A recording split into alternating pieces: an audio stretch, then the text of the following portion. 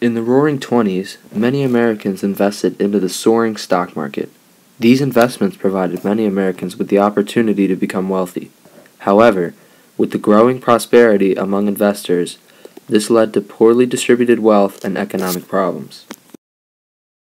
However, the opulence and prosperity of 1920s America would come to a screeching halt on the day forever known as Black Tuesday.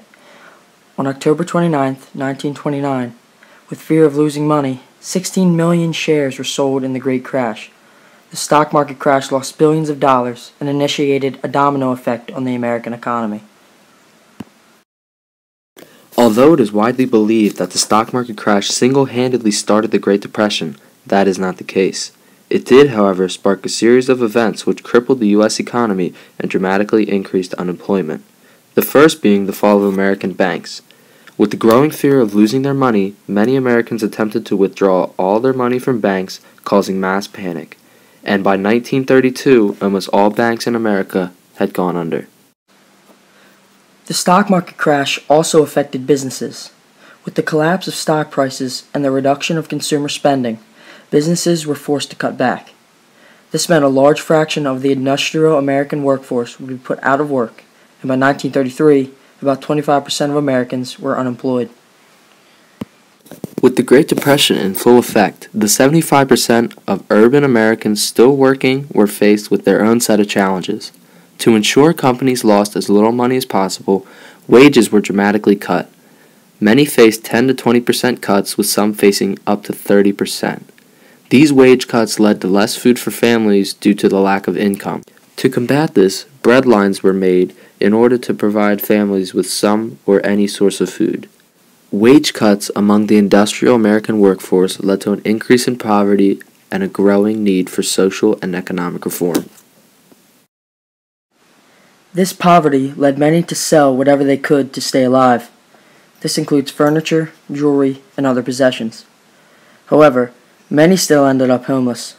The infamous Hoovervilles, which were makeshift shantytowns to provide housing for the homeless, became popular across America and became a symbol of the hardships people faced. Factory workers were not the only group of people affected during the Great Depression. Rural America was greatly anguished by the Depression. The prices of crops plummeted, and by 1934, nearly 1 million farmers lost their farms due to foreclosure. The Great Plains were also crippled by a choking drought during the Great Depression. The drought led to a lack of vegetation and massive dust storms.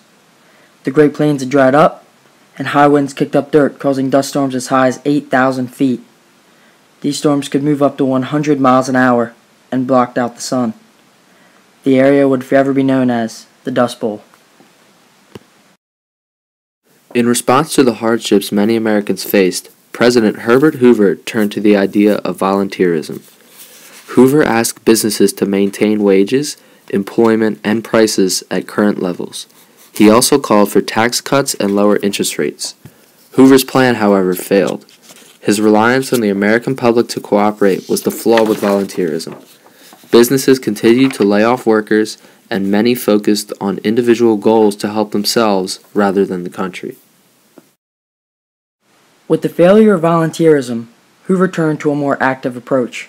He created the Reconstruction Finance Corporation in 1932, which gave over $1 billion to railroads, businesses, and banks. Hoover's theory of trickle-down economics stated that money given to the top of the economic pyramid would trickle down to the base. This theory would also be proven unsuccessful due to the lack of cooperation from banks. Despite his efforts, Hoover was unable to pull America out of the Great Depression. With a growing public animosity for Herbert Hoover, the election of 1932 brought a new face into the White House. From the Democratic Party, Franklin D. Roosevelt took office as the 32nd president, promising to bring America out of the Depression. During his inaugural address, Franklin D. Roosevelt delivered the famous quote, "The only thing we have to fear is fear itself." In doing so, FDR gains public support and foreshadows his later successes in his presidency. FDR's New Deal was his plan to promote economic recovery and social reform. It It consisted of federal deposit insurance corporations, the National Recovery Administration, the Civilian Conservation Corps, the Public Works Administration, the Agricultural Adjustment Act, the Tennessee Valley Authority, and the Homeowners Loan Corporation. All passed in his first 100 days in office. FDR's first New Deal focused on relief, recovery, and reform. Beginning in 1935 and following his first New Deal, FDR composes his second New Deal, which was aimed towards the poor, unemployed, and elderly. To combat the large poverty in America, FDR passed the United States Housing Authority, which subsidized the construction of low-cost public housing. To help the unemployed, he passed the Works Progress Administration, which employed millions of people to government projects. FDR also passed the Social Security Act, which established a pension system and unemployment insurance for the elderly and veterans. In his second New Deal, FDR created more programs to bring America out of the Great Depression. FDR's programs led to millions employed in new government programs, a stabilized banking system, a regulated stock market, and a more active role in the economy by the government.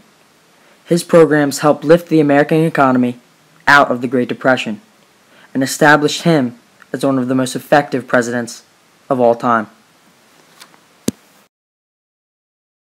A momentous but devastating event in United States history, the Great Depression will forever be remembered as a time when the American spirit prevailed over adversity. It also saw one of the most successful leaders of the 20th century in Franklin D. Roosevelt. His policies enabled the United States to get back on their feet and get out of the Great Depression.